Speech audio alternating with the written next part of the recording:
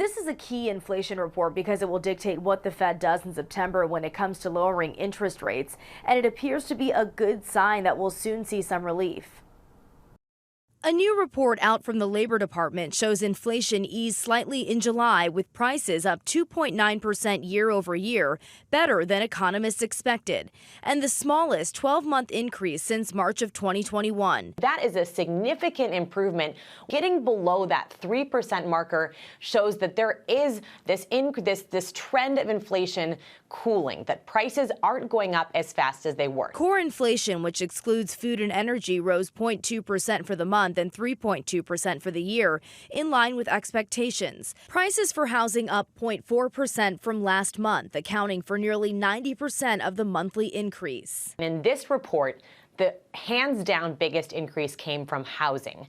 90% of the increase in CPI came from shelter, which mostly includes rent. So that is one of the areas we have seen prices do continue to go up on a monthly basis. Inflation has slowed for 5 consecutive months, reversing a surge in prices that have been impacting American wallets.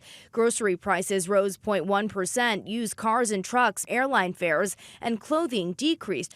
While price increases have cooled significantly from a peak of more than 9%, inflation remains almost a percentage point higher than the Fed's target rate of 2%.